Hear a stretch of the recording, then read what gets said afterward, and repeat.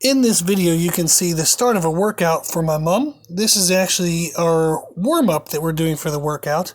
The workout is focused around deadlift, but we are also trying to address multiple lower body issues related to general health. So the first exercise of the warm-up is a band-resisted kind of march, like step-up march on our belt squat machine. So what this does, this allows her to work on ankle, knee, and hip stability, joint stability. And then it also works on muscular balance between those joints. So if she has any kind of weakness on the outside of the musculature of the knee versus the inside, this will balance that out. Any kind of imbalance between the quadriceps and hamstrings, this will help to balance that out.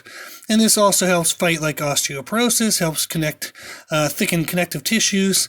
So it does a lot of benefits for us. So the pattern we're using here is just a cyclical pattern, and this allows her to kind of spend more time under tension. Whereas if she were to keep the same foot on the block the whole time, that would wear out her muscles faster than the joints.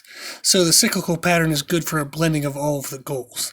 So we were doing that for 15 steps, I believe, per foot, which equates to around 60 seconds-ish of total time under tension.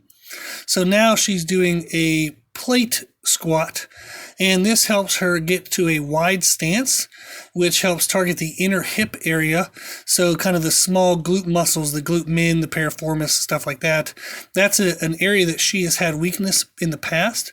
So this exercise helps push blood into that area, and she's going slow and controlled, making sure she squeezes each side equally.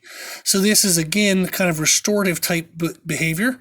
So this is a great exercise to warm up before lower body movements like squat and deadlifts, to make sure that we have those kind of imbalances from side to side balanced out mentally and she can feel them. This is going to improve her performance on those main lifts.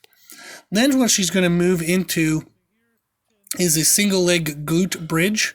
So these are glute bridges rather than hip thrusts, so that her shoulders are down on the ground.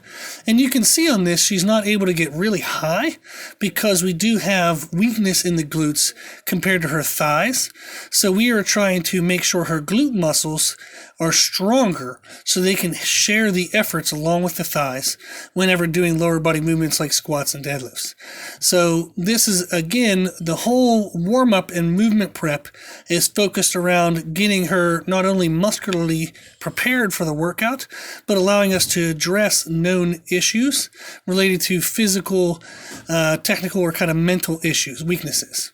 So this warm-up is specific to her, but the general concept of the warm-up would be the same for anyone. So this is a great example of a good warm-up before a lower body workout. So give it a try yourself, and you can substitute exercises in as you feel best fits your needs. Next in the workout, we moved to banded deadlifts. So this was the technical and mental strength portion of the workout. So for my mom, the technical mistakes that she'll make in deadlift that reduce her ability to show her strength on a 1 rep max are addressed in part with banded deadlifts. So the purpose we're looking for here is often my mom, whenever going for bigger weights, she'll think of a kind of punch off the floor, but then she'll almost expect the weight to coast to the top. So the bands giving resistance the whole way through the lift, almost like they're trying to pull the bar down towards the floor, are going to force her to continue to drive and create effort, like contractile effort, to drive the bar to the top. So that's the main purpose of doing the deadlifts today with bands in this workout, is to teach her to continue to drive through the motion. So what her and I are discussing in the video at this point is her head positioning. So the strongest deadlift is going to be a push mindset, where you are pushing the bar off the floor, meaning the power is coming from the legs. What she did wrong on the first reps was you could see the head raise as soon as she wanted to drive the bar from the floor, which actually means that she was trying to pull the bar off the floor rather than push the bar off the floor. So that's what her and I were talking about, was where would be the correct eye placement for her to get her chin down and in place. So often people will have their eyes down, but their chin will be elevated. So by having her eyes further down, almost down like between her feet, that was better promoting her to push from the floor. And you can see it getting crisper now in the reps we're performing, is she can push the bar from the floor and then drive her hips into the bar. So it's kind of like a leg press and then a glute drive. And that's going to be the strongest conventional deadlift because it keeps the stress of the lift in the thighs and glutes and only asks the upper back and lower back to be stability involved. So her lower back isn't trying to raise the weight, which it's not really built well to do, and that often causes low back pain. So instead of having the lower back pull the bar off the floor, we are now pushing the bar off the floor using the legs and glutes.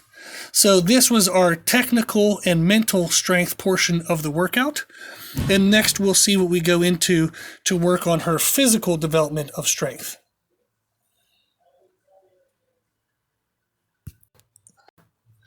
So to work on her physical development, we performed eggshell deadlifts.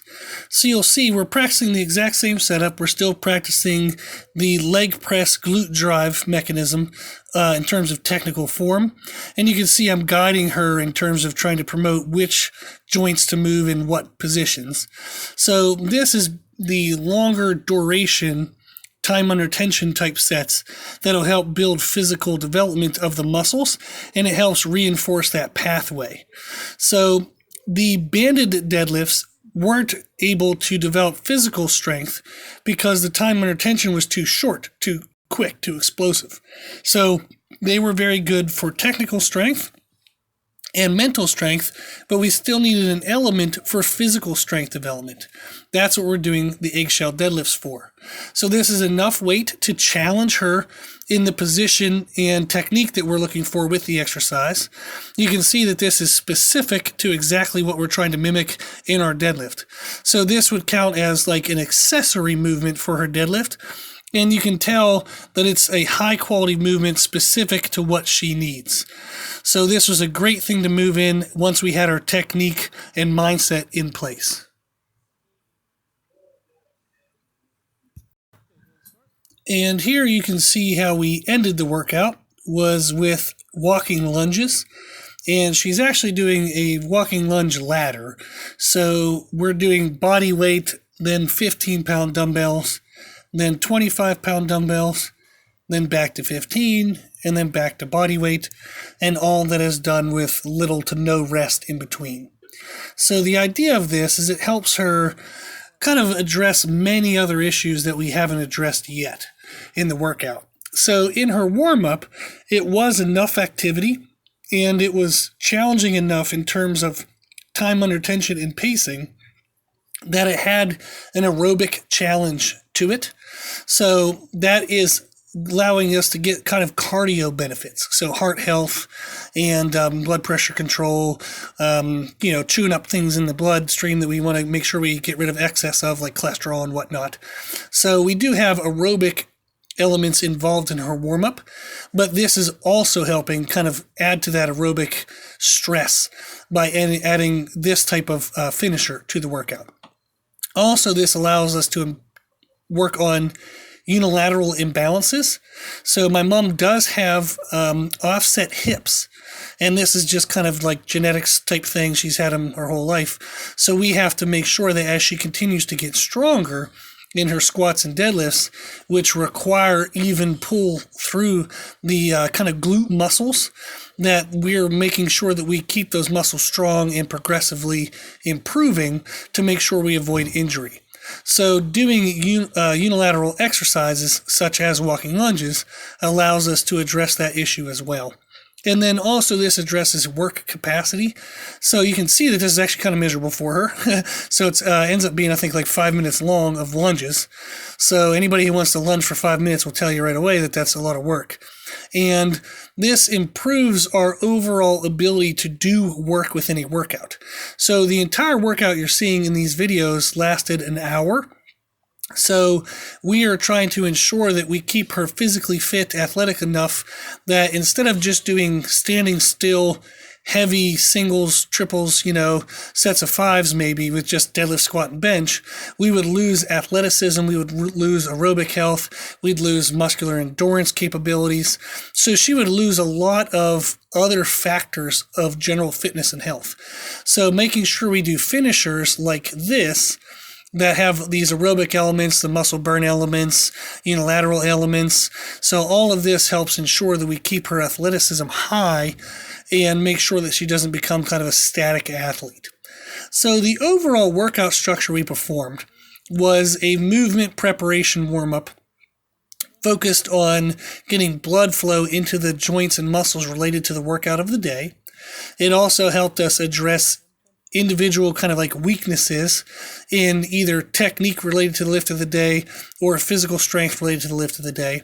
And then also the warm-up had enough difficulty and challenge to it that it helped her increase her production of adrenaline and endorphins. So by making the warm-up kind of miserable, so making it hurt some, it kind of ignites the fight or flight system of the body, and it gets her body more prepared for the bigger lifts of the day. And it does through that by increasing the production of hormones like adrenaline, which gives you aggression, and endorphins, which gives you natural painkillers. So that's the overall kind of all-around purpose of our movement prep and warm-up. So everybody who does a workout, their warm-up should address all of those issues. If you're not, you're missing possible potential benefits to your workout and also possible potential safety mechanisms, so injury prevention. Then, in relation to her strength lift, we made sure we worked on something that improved technical strength, mental strength, and physical strength. So too often people either hyper-focus on technique, but they don't go heavy enough to get the physical strength, or they do stuff that develops physical strength, but they're not paying close enough attention to their technical quality. So there are factors in different exercises that can highlight all three, maybe two of the three, maybe one of the three. So you want to make sure that in whatever exercises you're choosing, you're addressing all of the needs for strength development. Then what you do after that is kind of dependent on the individual person's needs and benefits. So this was a great example of a full, complete workout. And anybody who wants to follow this along, please give it a try. If you would like a template explaining how this workout is formatted, email us at brutalirongym@gmail.com.